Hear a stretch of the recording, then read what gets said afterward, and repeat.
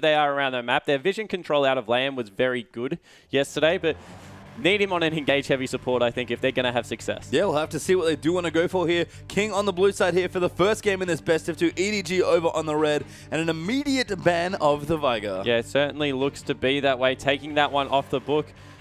King actually not banning here. They might be penalized. We'll see if they actually do throw anything through. Nah gets taken away from Koro. He's been so strong. Yeah, I mean, probably the best performing Nah player in the LPL. And this is in a region for some pretty carry-heavy top laners. So for that to be true of Koro is very impressive for him as a player. But we are continuing now. And I love what you talk about King, especially in draft. They do look much better when they're ahead. And a lot of getting ahead early comes from good drafting. Yeah, it certainly does. And that's the point about King. The fact that they're very good at picking...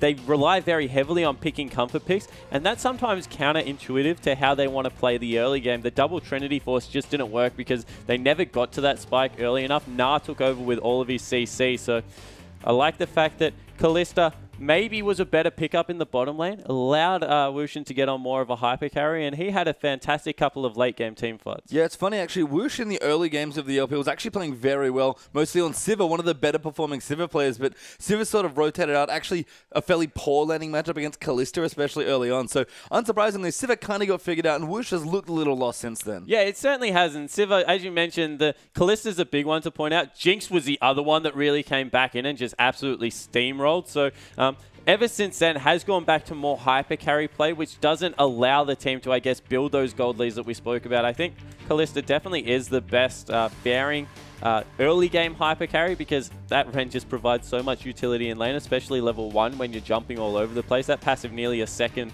ability at that point in the game. So we'll be interested to see how he goes against Deft, who is typically a very passive laner, likes to sit back, but his damage per second in team fights is just so high. Yeah, it's been a bit more aggressive, especially when Clearlove has visited him, and he's done it a lot there in the bottom side of the map, but the bans are almost through now. So he just popped back in the champs like Nah, Lu, and Kassadin, the 3 there for King, and a Vega, Aurelia, and Ari EDG's 3 bans. Yeah, so taking the Ari off the board, respecting it on this patch, Viger being taken away as well, that's just such a good support pickup, and Sky being hit with probably the only target ban this time around, getting rid of the Aurelia, that's a lot of respect. Koro has been playing well, but doesn't want to go up against that one. Yeah, we talked about King's comfort here. Sky's looked most comfortable on his Aurelia, was actually undefeated in LSPL games, in competitive games before moving into the LPL. So again, King still a team that's finding their feet here in the professional scene in China, and EDG on top of the leaderboards right now, but King are going to first pick themselves a Rumble. Yeah, so taking that one off the board with the Kassadin gone, not really many counter picks, at least hard counters. Aurelia is the other one, and that's gone as well. Clearlove instantly locking in that Rek'Sai. That's been one of my favorite champions to watch him perform on. Yeah, I mean, it's been a go-to jungler for a lot of these junglers in the LPL. We do see Lissandra, the second pick there as well for EDG, so some strong stuff done already. But Clearlove, he was one of the first players, along with Beast from Snake, to really bring out Nunu. Big control jungle style coming out from them as well. Clearlove has always been known as a bit more of a passive jungler, and Rek'Sai really fits the versatility and just the global control that he wants to get out of it. Yeah, exactly right. It allows him to use that Tremor Sense for a little bit of vision and utility, and then that ultimate to get around the map much quicker than you would expect out of a jungler. So I do like when Clearlove plays it. He goes to the bottom lane a lot more than expected when he does play Rek'Sai in particular, so look for Wushin to be camped out in this game. And the Xerath and Kalista being picked up here. Blind picked Xerath, maybe respecting Pawn's Azir play, who is still very strong in this patch, but that's very brave at how good Pawn is on Assassins. Yeah, I mean, we'll have to see what Pawn picks up here. LeBlanc, I guess, notably open here, but Ari banned out, so a reasonably safe blind pick here on 5.2. But King already picking up their 3 cores, basically. Rumble and Xerath for the top and Kalista down for the bottom. Those are the carries already done for King, so EDG have a lot of information, and they'll keep it safe still. Ezreal actually coming in as a flex pick, and Janna there as well for Mako. Yeah, and an aggressive draft out of King, picking up your 3 carries first and letting your jungle fall this late in the draft, especially when there's things like Lee Sin, things like Jarvan that just fit majority of compositions and don't give much away, shows that they have a specific game plan against the EDG lineup. Looks to be very teamfight heavy and revolve around only one AD threat in Wushin, so he can get going in this late game. Yeah, and he's definitely shown he can get going in certain games, but we'll have to see what EDG want to do. They actually have a pretty squishy team right now, and this Clearlove on the Rek'Sai gets very tanky, so Kalista going to have a field day against this comp, and King are going to make it pretty interesting, actually, rounding out the team with a jungle Nidalee and support Leona as their last two. Yeah, and once again, this is a team that pokes very well, kites backward extremely well. The only real hard engage is Leona, and I guess she also can throw out defensive solar flares if needed. So I like the lineup out of King here. Very good at sieging down turrets, very hard to get on top of. And unless Koro performs particularly well, and that TF comes through, that TF will be interesting. There are responses here out of EDG, but not much hard engage. TFs come through, that's a lot of hard engage out of the mid lane player. Yeah, I actually like that EDG had so much flexibility kind of moving through their drop, but like you mentioned, Twisted Fate is going to be the pick here, finally coming through for EDG. So we are going to move Ezreal actually into the AD carry position. Lissandra in her home in the top side, but Pawn is going to play TF here. Very interesting against this lineup. Yeah, it certainly is. I think that they picked it because they realized that there is so much kite and the ability to move backwards in these team fights that if Koro doesn't get a priority target, then they're going to, I guess, lack the follow-up CC they need. So now, Twisted Fate, as soon as he picks up that Zhonya's Hourglass, he becomes a primary engager, and Lissandra follows him into the priority target. They also have some good wave clear to deal with the siege comp coming out. That's always important. Yeah, I mean, I love it in the team fighting, but even moving through, it's interesting that Twisted Fate feels like he can pressure a lot of these lanes as well. Yeah, and 2 global ultimates, 2 of the last left in the game, longest range at least. Shen, the other one you have to throw out there, but being able to get in and help out Clear Love, maybe, I guess, be able to pressure this Nidalee from different areas as well is just going to be very important as we move through the mid game, especially if MLXG commits to that tier build that we've seen so often that kind of hampers the early game. Yeah, I mean, we've seen a lot of Nidalees. We saw Spirit yesterday playing it amazingly, just so much pressure that you can apply with that champion. Yeah, certainly. If you hit that spear, you have some of the best early game ganks because of that gap closer and raw damage, but it is also very risky because no hard CC. Yeah, and the issue there is that if Nidalee gets in your jungle and starts harassing you, though, it just falls apart so quickly. She's got such good control, so you have to keep her out. And that's why I do like the globals, like you mentioned there. Yeah, and the clear speed is very quickly, can catch her out as she tries to go and get that counter jungling done. Well, we'll see what happens here. Let's get on to the Rift.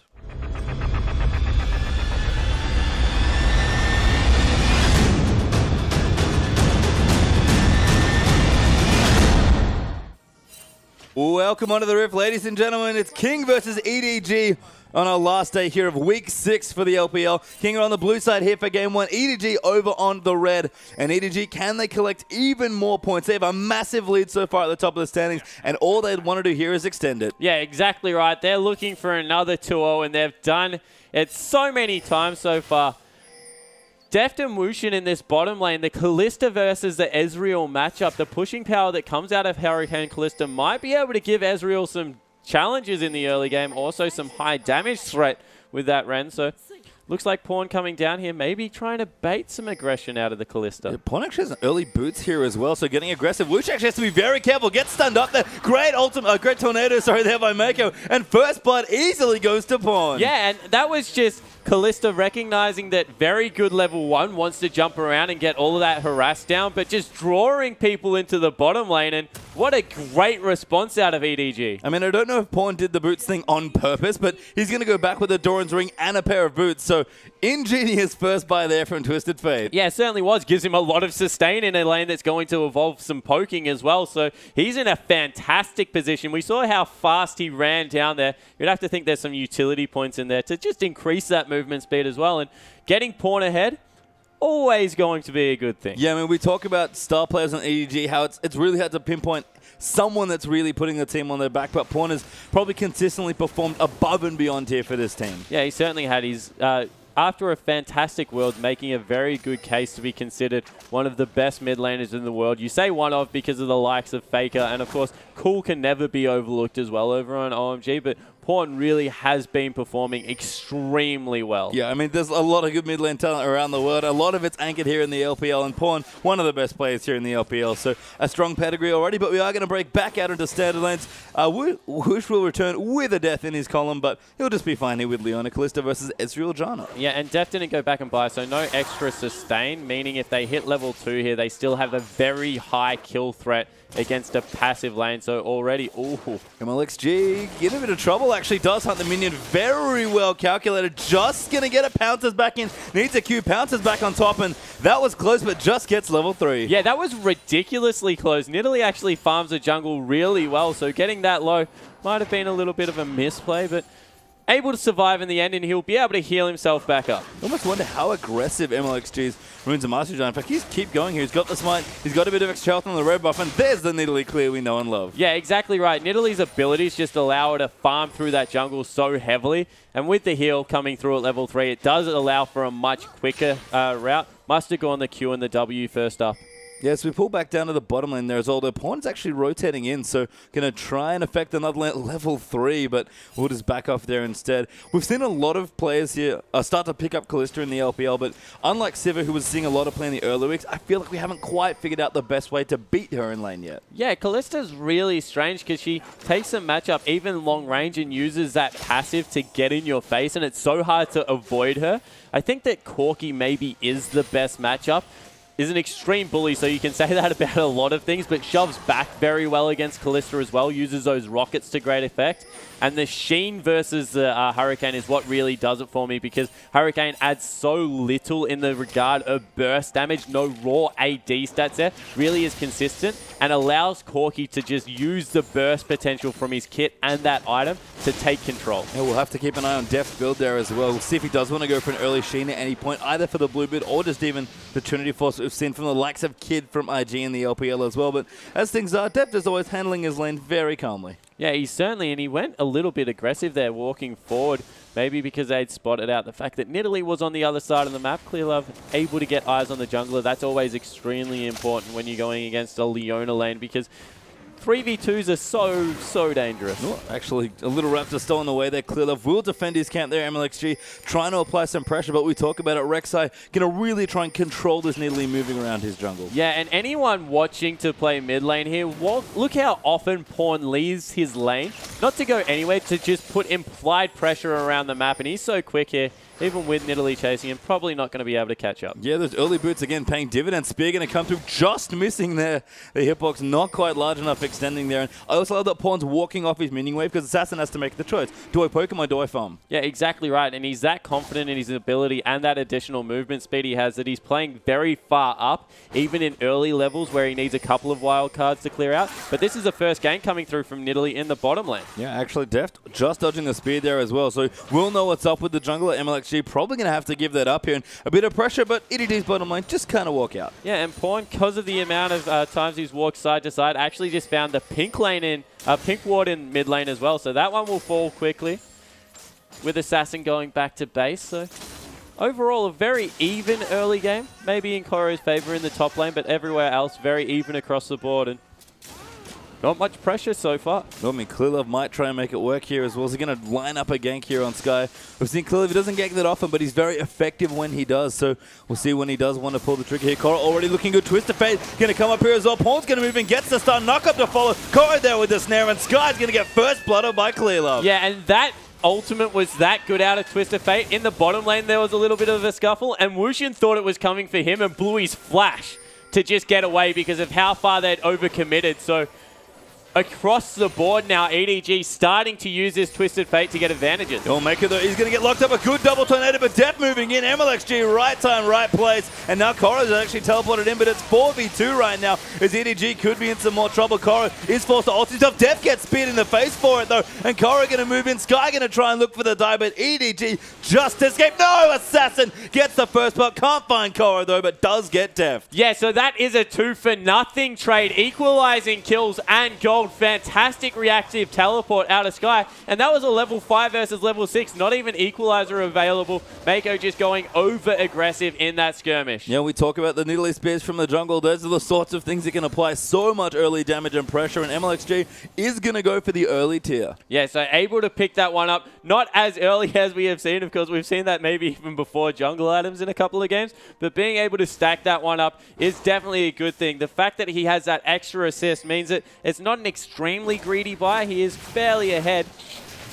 in terms of jungle passage at the moment with that 100% kill participation. So he's just looking to, I guess, start his late game very early. Yeah, we'll see now as Pawn will grab up the blue buff as well, return to his lane. Actually, even in CS, despite all the movement and the roaming, and actually up a couple hundred gold, probably due to his loaded dice passive. So Pawn playing very well, and you talked about the pressure that he's applying, even the implied pressure in the bottom, forcing the Kalista flash. Yeah, and it's just so important as a Twisted Fate. You can see he's picked up boots too extremely early as well to be able to get around the map and use the fact that you have that very early CC and high mobility to help your team out. His passive used to do it inherently when it gave everyone gold. Now, of course, only affecting Twisted Fate, so that's why he's so far ahead. But yeah, I like the way Pawn's played this lane so far. Definitely looking to get his team ahead, not being selfish. Yeah, so off to a solid start there in the mid. Checking in the top corner, about 20 CS ahead, so not too bad there. And Deft a little bit behind now, actually, in the bottom lane, but has gone back for his first shot.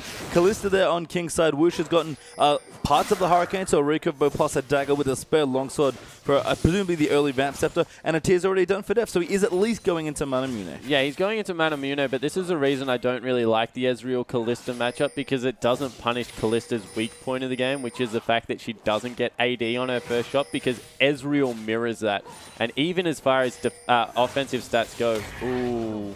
It's called. Deft is going to Arcane Shift out. He's in the blade. Very good attempt, but Mako just disengages with a nado. Yeah, I think that's a little bit of a misplay from Mako because he had his ultimate available. So after the Arcane Shift came out, could have just thrown that Solar Flare out. No flash available from Mako, so would have maybe been able to get on top of him. Instead, ultimate used for absolutely nothing. Yeah, Liam didn't want to use the cooldown there, it seems like, so gonna have to just use the ulti and walk away slowly. There is back in the top, Korra versus Sky. Lissandra getting quite far ahead in this early lane. Yeah, it certainly is. Korra is an absolute beast. He's, in my personal opinion, probably the premier top lane in the world at the moment, along with maybe Smeb from the LCK, but he just plays every single lane in such a controlled fashion and never goes over aggressive, as we see the fanciest footsteps coming out of Pawn. Yeah, Pawn's dancing really strong there. And I mean, the early move speed that we thought he has in the boots here is actually going to get ulted. Just dodges all three of them, walking in a perfect little triangle. Dodges the stun as well. All right, can't dodge that one. Finally gets hit by a long-range Q, but that was a lot of mana used for absolutely no reward. And yeah, he's just putting on a clinic here in the mid lane, able to keep up in CS against a very good laner in Xerath, and absolutely no pressure. I mean, there's a lot of skill shots in this game, so good thing that Pawn seemed to have calibrated his boots there properly to dodge them. But King, instead, is going to move into the Dragon after a bit of pressure, but the rest of King's bottom lane move it. Twisted Fate is here with his ult. He does pop it. Knows they're on the Dragon. Ulti comes in. They're going to try and steal, but MLXG secures it with a smite. Yeah, and uses a TF ultimate. So the first one was successful. Second one only used to scout. Not much going to come from that. So that is a win for King. Able to pick up the first Dragon of the game, and they did it just because of how powerful Nidalee's early jungle is. Yeah, we've seen this a lot yesterday, especially with Spirit's Nidalee game. Yesterday for World Elite, just so much early game pressure you can apply to get neutral objectives. And Clearlive in the top, going to smite onto Sky. We'll find the knock up there as well. And there's a very easy solo kill almost there for Rek'Sai. Yeah, but Korra had done so much of the work already. That's a huge minion wave crashing into that turret. So Sky having an absolute shocker at the moment. 0, 2, and 1. Down 100% CS nearly. It's 90 to 53 up in that lane. And Lissandra, we've seen it take over games before, in a very good position to do so. Looking for a teleport behind the bottom lane one more time. You've got a quick Morel and Nomicon as well, but MLXG going to try and huck some spears there. Mako just dodges the first one. And EDG will feel some pressure, but just back off and start last hitting under their turret. And we can see Korra looking so strong early on. Is this a matchup that Lissandra's expected to do this well in? Yeah, it's certainly a matchup that Lissandra is expected to win, but it is salvageable by Rumble because of how short range Lissandra is. You can actually put on a surprising amount of pressure at the early points of the game by making her spam spells to keep up with your damage output. Just because Rumble is, of course, resourceless, able to get in that danger zone, overheat, and get a lot of work done, but just doesn't look like Sky's been able to do that. Very good control of the lane by Korra. Actually, ulti they're going to come in. Does not cancel the recall. Woosh just uses it shortly after getting hit by the ulti, but Pawn continuing to pressure now. 15 CS ahead, done with the Athenes and the Sork shoes, and is walking back up towards top lane. Yeah, it certainly looks like he wants to get some more work done up there, but Liam, he's on his tail, hot in pursuit, looking to make use of this Leona roam, clear out some vision on the top side of the map. Yeah, it does find the Pinkle. Will clear it out of the little brush there next to the Scuttle Crab. Clearlove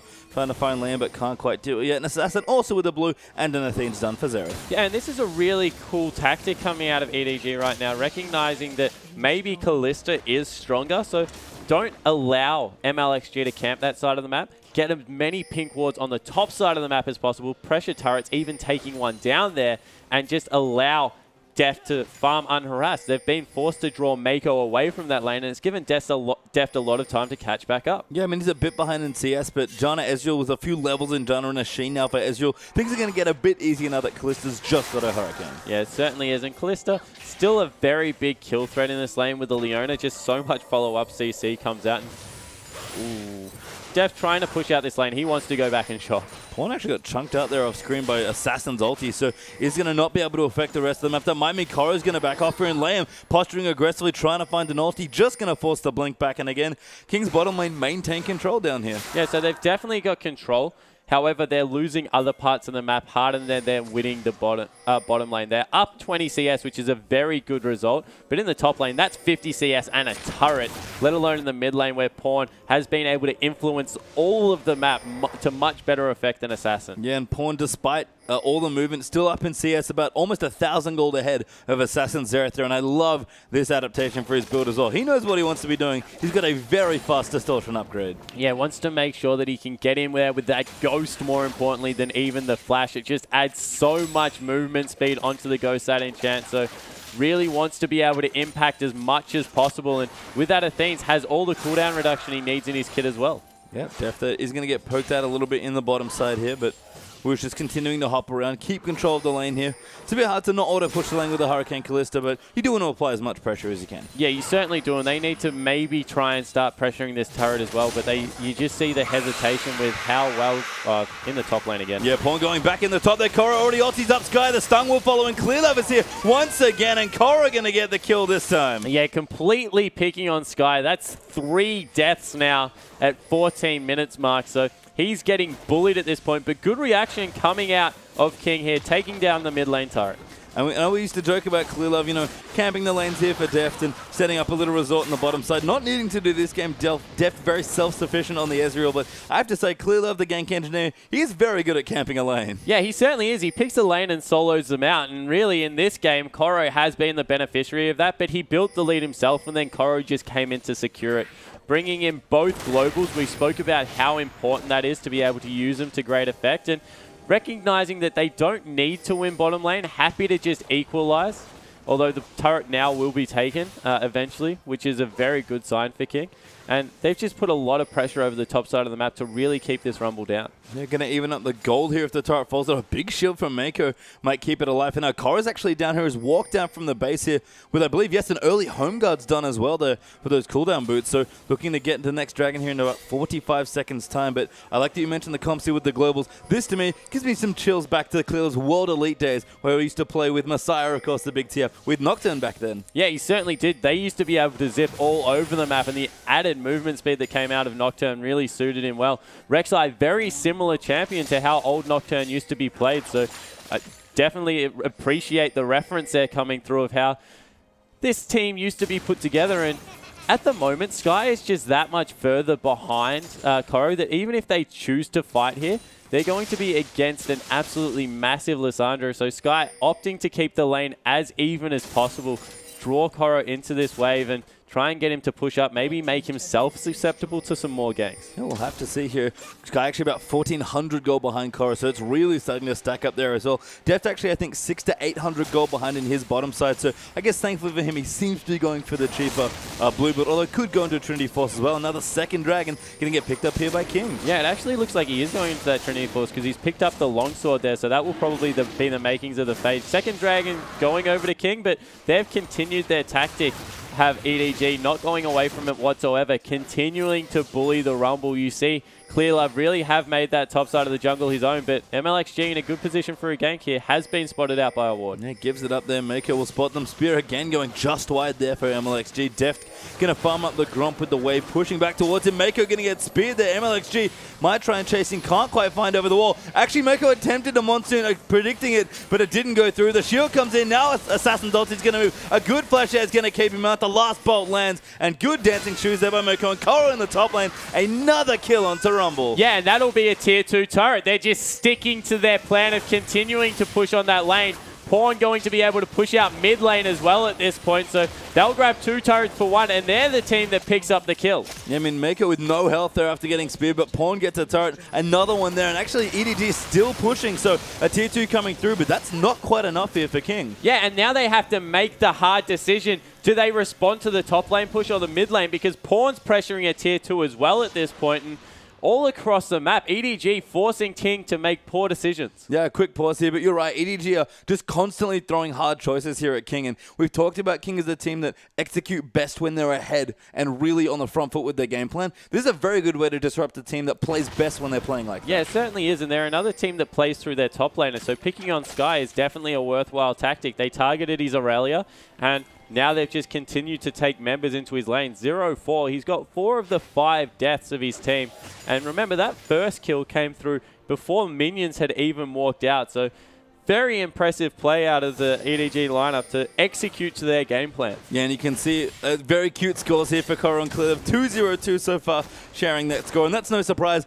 All of those are onto Sky's Rumble. Yeah, it certainly is. They've been together the whole way through and even brought in Pawn every now and again when they feel like they need a little bit more support. Of course, taking friends with you places is always fun. Clearlove loves to take his buddies around the map with him. And Pawn doing well, like you mentioned as well. Need to see Loud Rod done there as well. So probably a Zhonya's for a bit of that engage that you talked about in the draft. Yeah, it certainly looks to be that way. As we see a little bit of action in the bottom lane. Yeah, Clearlove going to run down here looking for the bottom lane. Finally, Lamb going to move in Mako here as well. But the teleports have come through. Cole actually on top of a tunnel, and he might go for the tower dive. Dead going to move in. They want Whoosh and Soba, but a beautiful solar flare going to lock them up. But Kalista going to try and hop out. Koro ults himself. Twisted Fate going to come through. Assassin though picks up Deft and works. Is still moving through. Koro does get the next kill. Sorry, onto Rumble, and they're still chasing this Kalista who's got so many Rensecks, but a stun finally comes through for TF, and that's 2 for 1 EDG. Doesn't look like they're finished. They want to try and get some form of a flank through here with MLXG, although he's been stunned up as well. Yeah, has to be careful. Lamb though does land the Zenith Blade. Mako gonna get subbed there, but Koro just blows up the Nidalee. Lamb goes down to Rek'Sai, and Assassin forced to flash a slow, just missing there, but the Prey Seeker does hit Pawn. No mobility left. They're gonna throw out some wild cards, but they're not quite there. The tower's still there. Clear the flash on Burrows and gets the last kill. And what a fight out of EDG. That was a turret dive where they got held there for such a long time, able to juggle and Pawn with the flash onto the Kalista, completely shut down any form of a counter-aggressive out of Wushin. Terrific play. They only lost 1 member and aced the lineup. They did, and you know, Deft actually died quite early in the team fight. Hasn't had the best start to his game, actually falling still behind in CS now. His build still going through. He's about 550 mana through his transform for the Manamune, and not even up to his Fade yet for his Trinity Force. But the rest of his team putting Deft on their back this time. Yeah, certainly are. That Zhonya's Hourglass has been finished in the mid lane, so that's Pawn exactly where he wants to be, able to engage on this Kalista. All of a sudden, Wushin doesn't have the same freedom he thought he would be afforded in this game, and Zhonya's Hourglass now finished up on Koro as well. They're at the exact point in the game where they want to be. Yeah, so we talk about double AP. Lissandra Twisted Fate, haven't seen it in a while, but a very potent comp, especially at this point in the game with those 2 item spikes coming in. There's the Seraph stun though for MLXG, so things are stacking up, and it's funny. We look at Deft's tier, he's been stacking it all game, but Nidalee's just that much faster at stacking it. Yeah, it certainly is. Has the advantage of being able to use non-mana intensive moves and that pounce to use it for mobility to just stack it so hard. And yeah, it definitely is going to get to a bit of a later point for Deft. He's got his Phage now as well as those Lucidity boots. Still hasn't been able to finish off that Trinity Force. So he is a little bit further behind than where he would have liked, but has the luxury of, I guess, being able to take it slow this game. Doesn't really need to do much heavy lifting. No, I mean, there's just so much mid-game power here for EDG, and probably the best news for them is that translates into this Dragon that's going to be back in about a minute 20 here. EDG are going to find a very straightforward fight, you have to think, for the 3rd Dragon here. They do want to deny it up from King, and they'd love to get that objective rolling for themselves. themselves. Yeah, they certainly would like to be able to pick up their first one with all of the raw stats that are coming out of this Lissandra and Twisted Fate especially. And the movement speed's only going to help Wuxin's Kalista try and survive these fights. So a lot of pressure there. Wuxin's picked up his second item as well, and Deathcap's been finished off for Xerath. So they have good poke potential, but it looks like this Dragon will be firmly in control of EDG. Yeah, I mean, we always look at Nidalee and talk about poke. I feel like she's very powerful, but maybe a little bit linear as Pawn. Hoping Wush would walk by, but did not happen. Instead, we'll clear the wave out. But when you have all that poke, it doesn't really beat all this hard engage. Oh, and there's some continual poke coming out of here. So we'll see whether they can go head-to-head with it. I definitely agree. There is a lot of hard engage now to the fact that Twisted Fate has been brought in. One of the best hard engaged mid laners. So they definitely made a good adaptation, but they're just trying to chunk Koro out here before the Dragon fight even begins. Yeah, good movement there by Koro, but the Deathcap doing work there. So King getting the poke in early. Now Fate's calls when his Pawn could be in trouble. Lame going to try and find the ultimate. Pawn dodges it. There's a skill shot as well. We talked about the movement. Ghost getting popped, and Pawn again just dancing around in style. And look how quick he is with that Ghost from the distortion. That's 2 ultimates used to try and catch him off guard. Will mean that they can probably pick up the Dragon here, but rest of EDG closing in very quickly. Yeah, actually, Pawn is going to ult in now if he wants as well. And King immediately pull off the Dragon. They're too afraid of the Twisted Fate coming in. It's actually just down the bottom lane. Now he's going to move back in, actually trying to get a flank here, but can't quite find anyone, but does get them off the Dragon. In fact, the first one does go to EDG. Yeah, so EDG able to pick up their first Dragon, 2 of course on the side of King, and that minion wave in the top lane, as it's just been pointed out, getting bigger and bigger, starting to crash in. King need to get control of their side wave, start pushing them back in their favor. EDG have already rotated to the top side of the map as well. They have a great option select here of continuing to push, or maybe even just getting vision or onto the Baron. Pawn doesn't have his ulti, but he is going to back here, and EDG just so good at moving around the map, especially with these 2 globals. Yeah, will nearly be able to pick up a Void Star for himself as well. Actually goes for another needlessly large rod. So looking for that Deathcap, looking to be more of a carry Twist of Fate this game. And yeah, we keep going back to it. Deft, sure, he's fallen pretty far behind, 50 CS, but across the board, Pawn absolutely smashing his way through this map. Koro is an absolute monster at this point. He's going to go for the Abyssal Scepter, and I don't know if there's a way a double AP, triple AP really with this Nidalee comp can deal with how beefy this Lissandra is going to be against magic damage. Yeah, and I like that you bring up Deft. For me, he has certainly fallen a bit behind, but I feel like he just understands his role this game as janitor, because he actually has cooldown boots on his Ezreal. Yeah, exactly right. He's just trying to skirt the fight, get as much poke down as he possibly can, and then allow Koro and Pawn to take care of the dangerous members. As long as he's able to avoid all of the poke damage coming out, hence the lucidity boots, he's going to be completely fine. Yeah, we normally see that with the blue build, but just going to be fine here with the trendy force boot, which is almost complete, if not have enough gold for it now. So again, a little late here, but the man is in. Still not transformed, by the way, but Deft finally going to hit his 2-item power spike. Yeah, so Deft's got his spike. He's about 1 ability away from getting that transform through. So that will be a big point for Deft. He all of a sudden is relevant, although still a little bit behind Wuxin. But the advantage of your team being ahead, Deft can continue to go aggressive. Wuxin's being forced into a 3rd item, defensive item.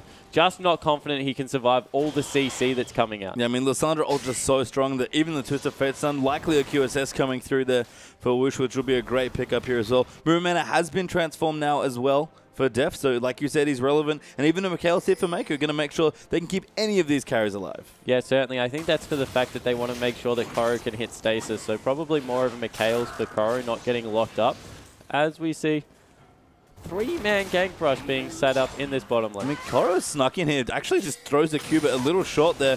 Could have maybe just waited there and probably altered that Callisto, would have died instantly, but there is a QSS. Maybe she would have been okay. And Deft actually poking his head around. Does get poked off a little bit. Will back off towards the Baron area. Yeah, but did a lot of damage with that Q with the full mana coming through. And we see a little bit of a version of a 1-1-3, kind of, trying to put as much pressure on Wuxin as possible. But he's completely fine, farming up a Storm in this bottom lane. And a lot of pressure now on the AD carry from King to see whether he can, I guess, recover this game. I mean, I like that you're trying to identify the push structure here. 1-3-1's probably the best way to describe it, but Monte Cristo would love this game. There are so many rotations going on by EDG. They are constantly moving around the map together. Yeah, they certainly are, and they're using their superior control of vision very well to duck into dark areas and make King chase them.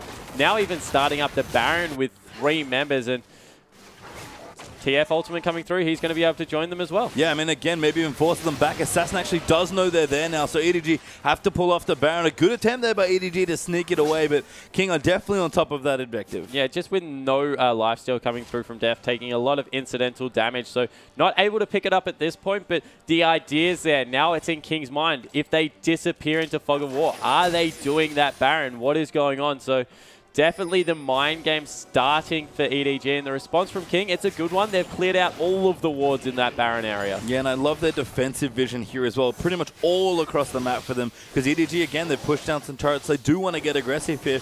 As we look at the gold, EDG actually crept up pretty nicely to about 6,500 gold ahead, and that's reflected a lot in the mid and top lanes especially. But King still has some room here, and, you know, we talked about them playing from behind. They're playing actually very safe right now. Yeah, they're playing very controlled. I like it just because of how big Kalista will get as this game goes on. If able to shrug off a little of the damage, will be relatively safe. I think that the next major item that needs to come through from Lamb is that Mikhail's just needs to be able to keep Wushin alive. And if Wushin can clean up these fights after a great Sky ultimate, there definitely is still signs of life. But with how well, especially the top and mid laner have been playing for EDG, you just feel that they're in the driver's seat and they're the ones that are dictating the pace of the game at the least. Yeah, and the pace right now, dragging up in a minute 5, so EDG going to look to equalize the objective and make it 2 for 2 if they can pick up the next one as well. Of course, it'll be King's third, which we always talk about as being very important here in these matches, especially with, I mean, with any champion really, but especially with the likes of something like, I don't know, Kalista, or even someone like Xerath that's a bit immobile. Yeah, and yeah, that I think it's more important with their team comp as you're speaking about, because they want to kite backwards so much. They want to be able to wear the first layer of CC, kite back and continue the fight, and then I guess they chase terrifically as well. So I definitely think the movement speed is a big thing that will come out for this team. Just not sure if they can control that area of the map because of how much poke will come out of Pawn, and I guess the ability of Koro to start a fight from absolutely nowhere. Going to check in with the rest of King as well. We actually have 2 items done for Rumble, Sork Shoes, Haunting Guys, plus the Zon is done. Magus Enchant and almost avoid stuff done for MLXG, so Nidalee getting up there as well. Assassin also 3 items. We've talked about Kalista already with 2.5 plus a QSS, so things looking good now. EDG still ahead in items, but King have certainly played a very safe 10 minutes of farming. Yeah, they certainly have, and they saw the AD in the bottom lane, so they tried to start off the Baron, but that's not going to work. Just took too much damage, and now the fantastic rotation out of Pawn into the mid lane, picking up a free turret. Yeah, Deftive in there as well. Pawn so good at threatening with his ultimate. Hasn't actually used it that many times to, you know, for a gank or to really pressure someone when he's activated it, but always uses it for vision, which is a sign of a very good Twisted Fate player. Yeah, and now they send 2 members into the bottom lane to complete their rotation, pick up another outer, and the response can't even be Baron, because if it is, they'll just take the base. Yeah, and EDG just playing, again, so well together as a team. So much fluid movement here all across the map. It's quite hard to keep track of it. EDG are making it work with the Rek'Sai, Twisted Fate core, and even Janna especially moving in so speedily around that. Wouldn't be surprised to see a Captain Enchant coming through. Yeah, certainly wouldn't. And we see Dragon, that's a 3rd unanswered objective just from these 2 guys running around the map.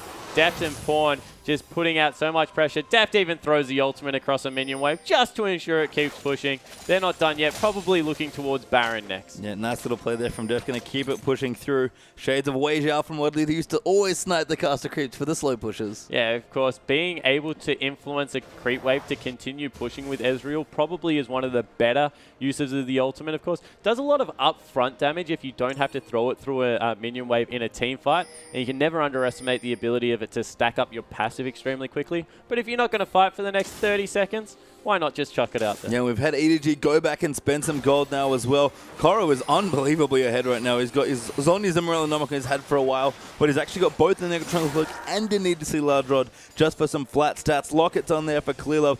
Sheen now up for Pawn, working on a Lich Bane as his 4th, and Deft is almost done with his Bloodthirster. Yeah, so I guess the only thing that you can really say here is the fact that maybe no Void Staff or Abyssal coming out makes Wushin MR a very valuable pickup in this game, but that's grasping at straws. Otherwise, they have an absolute smorgasbord of items at their disposal and in a very good position. Even Deft has got himself to a position where he's comparable in gold, only 300 behind now, and really will start doing his job as that AD carry much more effectively. Yeah, down the bottom. Pawn has actually snuck his way into the bottom very sneakily here. Koro was almost babysitting the wave for a short while. Now Pawn's going to move in and just destroy it. Yeah, so he's able to push that one. He's looking to use his ultimate as that split pusher.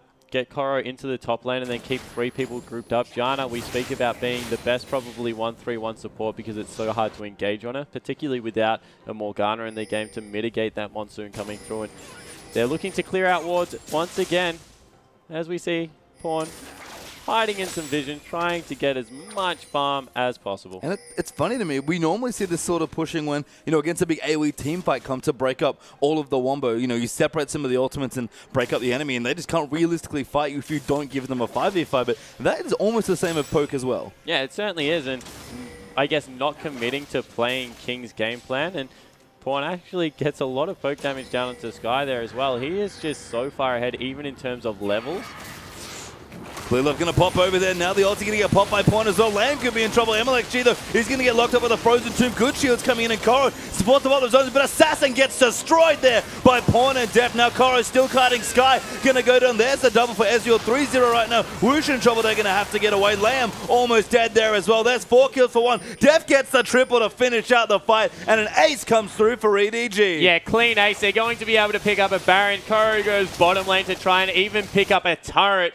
Complete control over the whole map, and Pawn just does ridiculous damage at this point in the game. Got onto the back line and completely tore them apart. What a game out of EDG. You can tell why they're the top of the table, just so controlled. Yeah, I mean, they can play so many different styles, and they play them all very well as a team. Koro is going to get that inhibitor up there with the Baron buff helping him out. So, very strong rotation once again by EDG. It's been a while since we've seen a Twister Fade from Pawn, but he is performing today. Yeah, he certainly is putting on a clink. 350 CS, above that 10 CS a minute mark at 33 minutes. Top gold in the game by about 3,000. Just having his way with everything. Now finished up that Lich Bane as we actually see the ultimate coming out of Assassin, not really achieving all of that much. Yeah, unfortunately only got poked there onto Clearlove, who's very tanky on the Rek'Sai right now. Got a Banshee's Veil, a Giant Spot, and the Locket plus Merc Tread's done on top of his Chilling Smite with the Warrior. So Rek'Sai at 5-0-8. Actually, the Randy one's done now for Clearlove, so a good purchase there. Going to ulti back now and maybe look for the next objective. No Dragon or Baron available right now, but plenty of lanes for EDG to push in. Yeah, and to just give some the viewers a comparison, as Def actually going aggressive. MLXG is in a lot of trouble here. Pawn's going to move in. MLXG gets destroyed there. Def goes in and just kind of solos that Kalista as well. And EDG, 2 quick kills. Yeah, and all of a sudden, Def is looking like an absolute monster on Ezreal as well. Just so much upfront burst damage coming through from those Muramana procs. They'll be able to grab the first inhibitor of the game. Wouldn't be surprised if they rotate into the top lane, try and grab the second one. Very controlled fashion of play coming out of this EDG lineup. And look at how much work Deft is getting done. Yeah, Deft is going in. We know him mostly for his Corki, but eking out every single point of damage with the Ezreal as well. And we thought about it. It looked like sort of a weird lane matchup. Kalista, you know, strong both in fights and in lanes here, but EDG just skirmishing all the time and never giving King a 5v5. Yeah, exactly right. And trusting on, I guess, not Deft to win the team fight against the Kalista, but the Pawn's Twisted Fate as well as Koro's Lissandra. And that was an aggressive pickup by Wushin to take a very big hyper carry as Liam looks for an engage into the hard counter of the Lissandra. Yeah, and that's what I love about the pick here as Ezreal for EDG is that they just force constant skirmishes, and sure, Kalista in a big 5v5 with a front line there, or you get poked out and you get snowballed, and you're going to lose that fight to Rand. But if you're constantly skirmishing back and forth using Ezreal's mobility, Ezreal is the king of skirmishes. Yeah, it certainly is, and he's just able to get in and out of the fight at will and just dictate, I guess, exactly how it's playing. Just looking over some of the builds here as well, as we do move through some of the other purchases. Assassin actually has a Hextech Revolver. Yeah, which is really confusing because all of his spells are AoE. Well, I don't know what to tell you, but that's what he has in his inventory. Maybe needs a little bit of extra sustain. But EDG, they don't need much more to win this game. They've got Baron up, he's pushing in. Whoosh in trouble down the bottom. Pong and maybe going on once again. Clearlove is very tanky. Layham going to get blown up here. MLXG going to get killed off by Def. Whoosh now in trouble. The Fate Skull does come down, but the exhaust is on. Pawn just destroys Kalista's health bar. Sky gets locked up by the Frozen Tomb. Pawn still wants a few more kills. Going to chase a 4th there for EDG. And game over. Edward Gaming still on top. Yeah, Koro actually dives the fountain trying to pick that one up. Def gets it. 2 members go down, but it doesn't really matter. EDG able to take the game. Yeah, Def padding his scoreline there. 7-3-7 he ended on after diving head first into the fountain. A little bit of swag there at the end from Edward Gaming, but again, another strong game. Yeah, and I'm actually really mad at Koro right there because it was nearly a flawless performance by the top half of the map until Koro dove the fountain. Clearlove, Pawn, and Koro were all without deaths in that game, and it just shows how much control they had over the top side of the map. Yeah, and even for the bottom scores there as well. We talk about Def 7-3-7, 7-2-7 before diving into the fountain for his last score. So I guess 6-2-7 maybe as the real score. 1-2 and 13, sorry, there for Mako's Giant. So again, not a big performance in the bottom lane, but a very consistent one. Yeah, exactly right. And just understanding the fact that they didn't need to carry, they just needed to scale up, be able to contribute to these team fights. That's exactly what they did. And overall, the aggression that was coming out of Wuxin was just answered by complete decimation of the top lane. And for me, the big question now moving forward for Edward Gaming is, first of all, they haven't picked up a 0-2 series loss in a long time. That's not going to change today. They lost to Snake, I think, in week 3. That was the last time they lost 2-0, and their last split was OMG last weekend here as well. So, this weekend, actually. Yes, on day 1. So a lot going on there. But EDG, they can almost play everything, it seems like. Yeah, exactly right. They don't have to limit themselves to a particular playstyle, and they played very controlled that time around. And I like the Twisted Fate. The hard engage that it provided was very surprising. I think that took the King lineup by surprise. But hey, King this weekend also have shown that they can bounce back. Once again, they lost that game by about 20,000 gold, which is a massive margin. But if any team can really swing this one around, have a couple of pocket picks to bring out, it might just be the King lineup. Yeah, we do have a replay from that game as well. So let's dive back in and see just what EDG did this game. Yeah, so this is when they're still very far ahead, about 8,000 gold, and Clearlove is looking for an engage. The important thing is to note where Pawn is on the map, and he starts running as soon as his team wants to get in there. And the engage comes through very well executed, but Assassin, who thinks he has a great position, just gets collapsed on by Pawn so quickly, and Pawn just takes over the whole fight. Def and Pawn on the back line, all of the consistent damage you would like, and go absolutely crazy in that. That's the fight that pulls Def really back into the game. Quasi, there was such a very good performance out of the whole of the EDG, but Pawn really just understands exactly where he needs to be and how to position in these fights. They really do. In EDG, another strong game, but they've got one more to play here up against King. Can they keep the winning streak back alive at Wu?